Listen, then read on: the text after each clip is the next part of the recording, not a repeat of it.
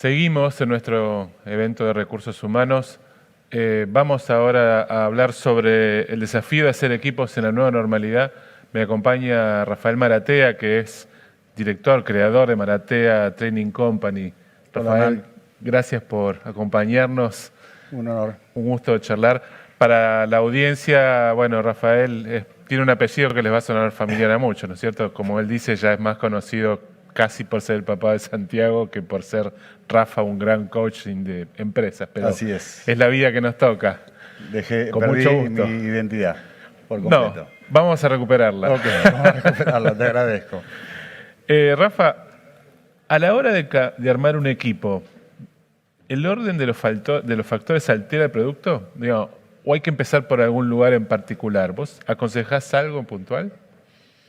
Sí, el orden altera el producto. No existe la necesidad de armar un equipo si no tenés un objetivo a cumplir.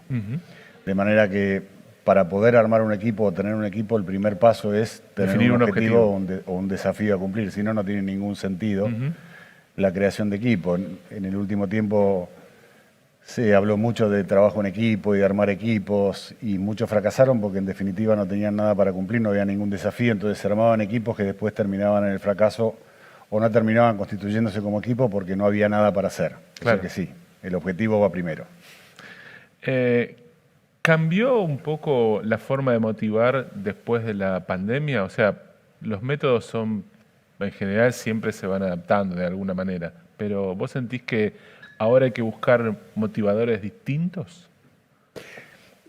No, yo creo que los motivadores siguen siendo los mismos porque deberían ser motivadores internos de cada uno.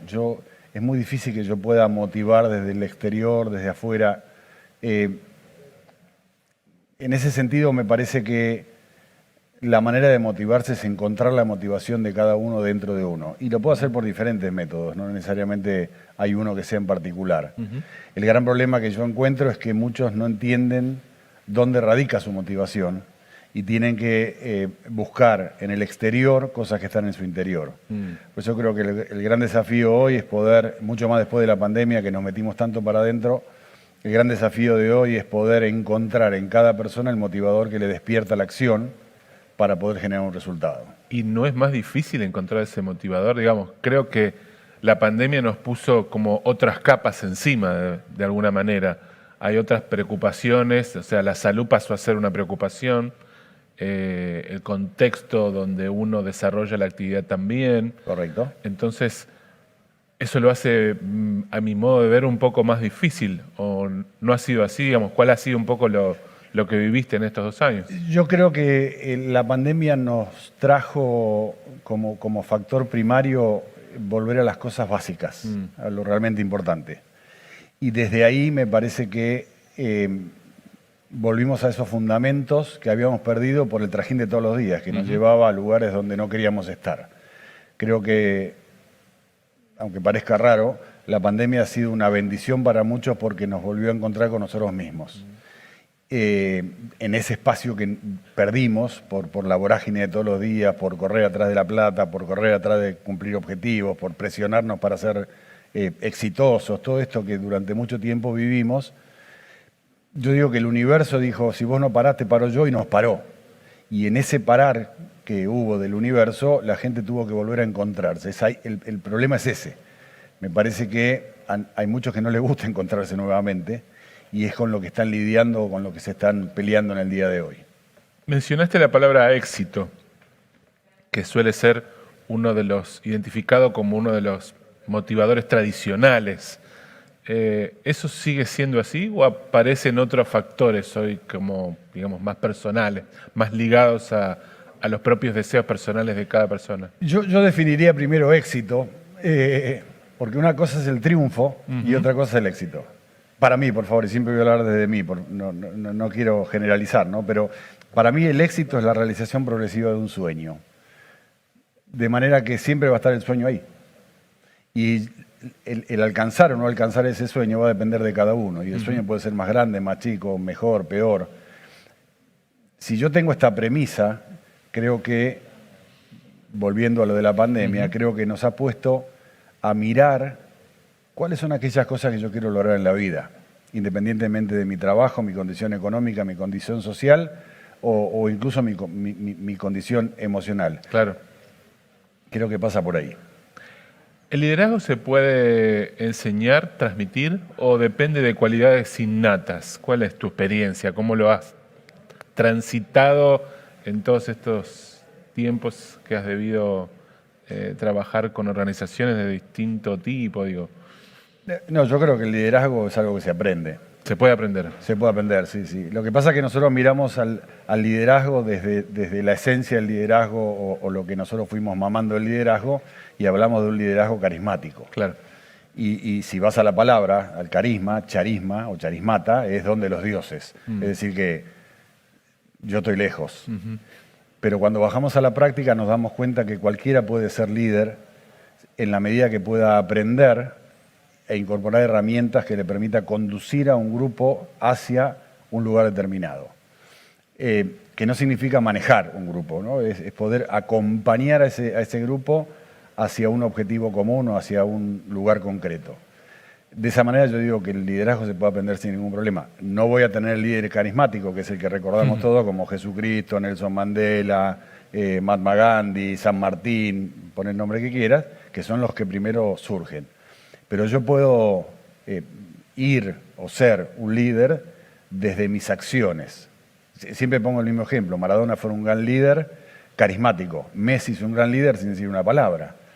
Y tiene las mismas cualidades que tiene el otro, que llevar a sus equipos hacia el éxito, si querés, o hacia el triunfo, dependiendo del lugar donde lo veas.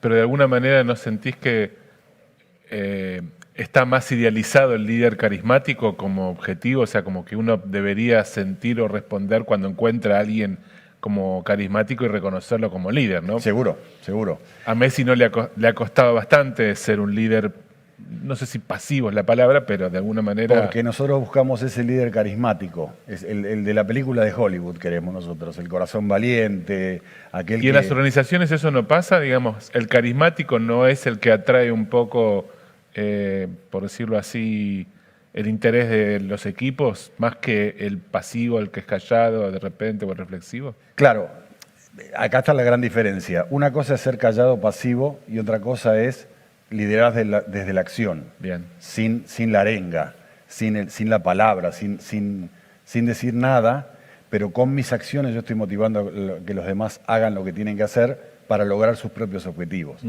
Definitivamente las organizaciones o el ser humano dentro de la organización busca al líder carismático porque necesita ese ejemplo a seguir, que es lo que creo que la sociedad está pidiendo. Claro. ¿No? Y nos encolumnamos atrás de aquel que suponemos o entendemos que nos va a ayudar a lograr nuestros objetivos. Obviamente el que salta primero es el carismático porque lo dice, lo habla, lo comenta, lo grita. Pero por otro lado tenés uno en un rincón que va haciendo lo que tiene que hacer de a poquito sin darte cuenta y vos decís, no, pero en realidad el que me está llevando es él. Y es ahí donde surgen los liderazgos naturales sin ser carismáticos. Para mí, por favor, ¿eh? Tú no, obviamente, te haces cargo de todas las respuestas. 100%. Rafa, ¿y qué pasa cuando en un equipo se disputan, vos percibís que hay integrantes que se disputan de alguna manera, no sé si liderazgo de ese equipo, pero dentro de alguna, porque puede ser que ese equipo ya tenga un líder, pero ¿cómo se resuelven esas disputas o posicionamientos cuando vos te das cuenta que vos querés que un equipo se forme de una determinada manera y hay de repente una competencia interna? Yo tengo una visión particular de eso. Yo creo que si en un equipo nosotros instalamos la competencia, hacemos fracasar el equipo. Dentro de un equipo no puede existir la competencia, tiene que existir la colaboración. De manera que si yo detecto que tengo competencia dentro de mi equipo, yo tengo que limar esa competencia porque lo que estoy haciendo es destruyendo a corto, mediano o largo plazo, estoy destruyendo al equipo. Por eso yo creo que los equipos tienen que estar armados en función de talentos y no de personas.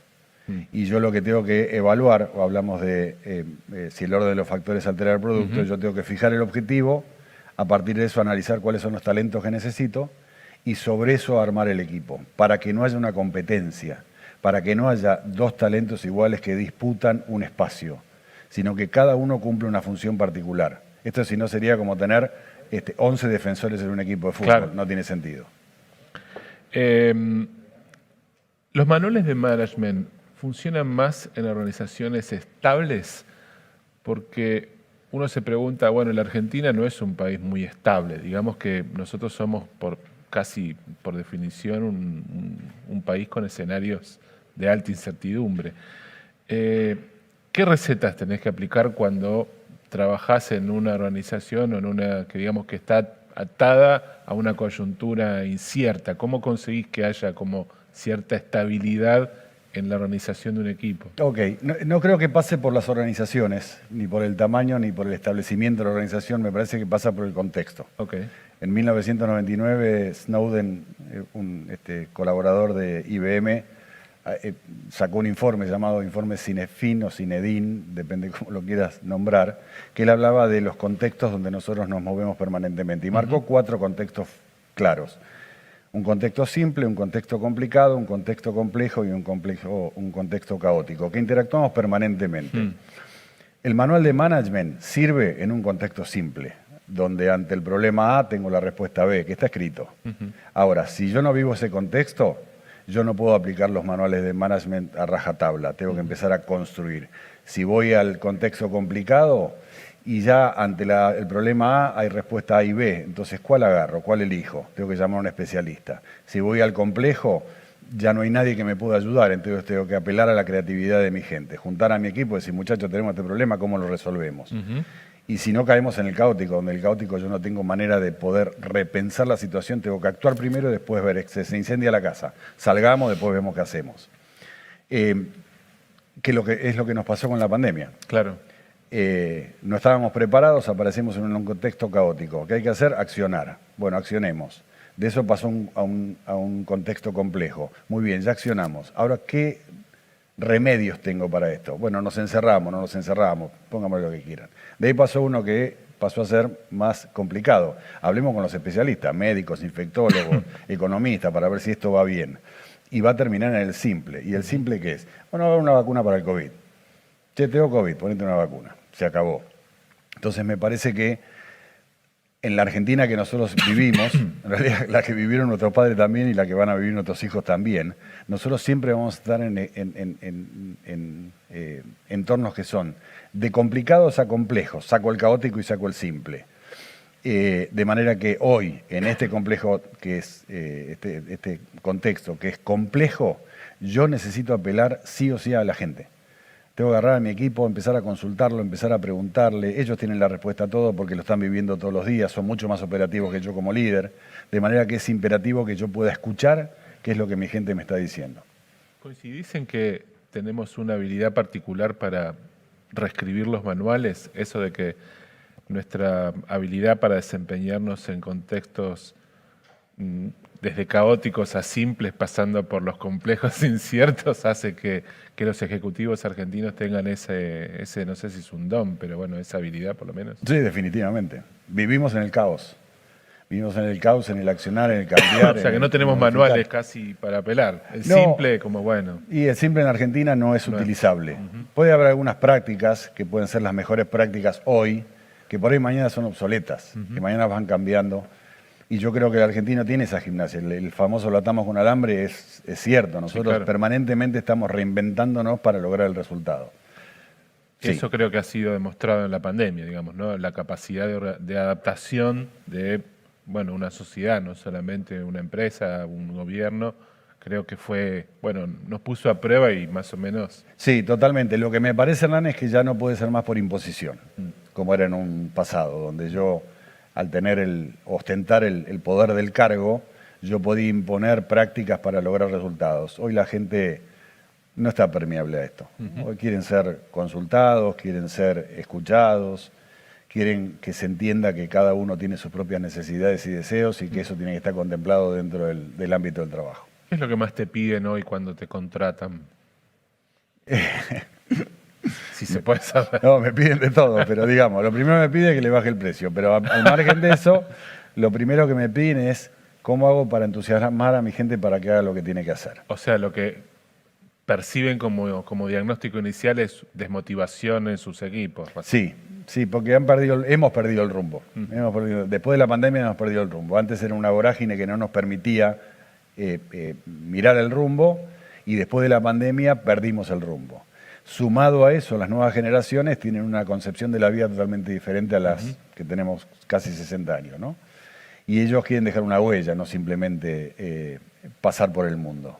Entonces, la propuesta es buscar algo que los entusiasme a seguir adelante, porque cuando se comprometen en serio. Si tienen una razón de ser, si no, no se van a comprometer nunca.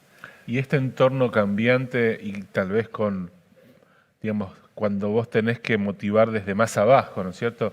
¿No es un entorno más apto para los procesos de transformación y de cambio, ya sea tanto para las organizaciones como para la gente que trabaja en ellas? Sí, yo digo, la historia nos ha enseñado que ningún imperio se ha destruido de afuera hacia adentro, ni de arriba hacia abajo, es de abajo hacia arriba. Entonces yo tengo que trabajar muy fuertemente con la línea baja de la compañía porque es ahí donde está el motor. El resto por ahí es modificable, pero el motor de la compañía siempre va a estar en la plana más baja, que son los que menos reciben y los que más necesitan. Digo los que menos reciben porque cuando uno formula un plan de capacitación dentro de una compañía, arranca por los gerentes, jefes, supervisores encargados y se olvida del que está abajo. Y dice, no, bueno, pero son la mano de obra. Sí, pero esa mano de obra es la que te mantiene toda la estructura. Claro. Que si el día que se rebelen y digan, che, ¿por qué a mí no me dan? Y vamos a tener un problema. Vamos a tener un problema, sí, seguro, coincido. ¿El propósito de una organización tiene que estar estrictamente ligado al negocio o puede ser paralelo al negocio? El propósito es la razón de ser. Puede ser estar ligado al negocio o no, desde mi punto de vista. Yo tengo que encontrar la razón de ser de mi estructura. ¿Para qué estamos en este mundo? ¿Para qué construimos la compañía? ¿Para qué queremos este negocio? ¿Para qué estamos dentro de este mercado? La respuesta puede ser dentro del ámbito del negocio, puede estar afuera. Yo puedo querer dejar una huella en la parte ecológica, que por ahí no tiene nada que ver con lo que estoy haciendo. Eso tenía, digamos, es un poco lo que estaba detrás de la pregunta, porque si miramos un poco lo que es la actualidad de las empresas y las organizaciones, en muchos casos, hoy lo hemos visto en casi todos los paneles, hay una sensación, una necesidad de redefinir propósitos. Totalmente. Por lo pronto de dejarlos más transparentes y en muchos casos aprovechar para decir, bueno, instalemos un propósito nuevo, veamos si lo que veníamos haciendo en los últimos 30, 40, 50 años sigue siendo válido para los siguientes 50. Sí, a mí me gustaría hacer una aclaración importante. El propósito como propósito no es algo que se inventa, es algo que está establecido desde la fundación. O desde mi nacimiento, si soy persona, porque también hay propósitos que son individuales y personales. De manera que si yo quiero redefinir el propósito, yo tengo que empezar a buscar en las arcas de la compañía la razón por la que fue creada, para poder ampliarlo, si querés. Pero inventarlo me parece que no, estamos cambiando el foco, para mí. Volviendo al concepto que el propósito es la razón de ser de ese nacimiento. Es que muchos hoy se están preguntando si tienen una razón nueva o adicional, tal vez, ¿no? Un poco cambiando o ampliando el foco de su actividad o proponiéndose llegar de otra manera a su mercado, digamos. Me parece que es un momento donde está todo en discusión. Sí, me parece que también estamos empañados de viejas prácticas, que fue lo que se creó en su momento, se construyó como la misión y visión de la compañía, que hoy es el propósito, no ha cambiado. Pero durante mucho tiempo fue un arma declamativa nada más, que estaba pegada en una pared, juntando polvo y nada más. Y hoy nosotros tenemos que analizar ese propósito, esa visión, esa misión, y bajarla claramente a objetivos, porque un propósito sin objetivos es un sueño. De la misma manera que un objetivo sin propósito no tiene valor, no tiene valor en absoluto. Volvemos al principio, un equipo sin objetivos tampoco es equipo. Tampoco sirve, exactamente. Rafa, 1.000.000 de gracias por esta charla y estos minutos. Por favor, encantado, Hernán. Muchísimas gracias a ustedes. Seguimos ahora con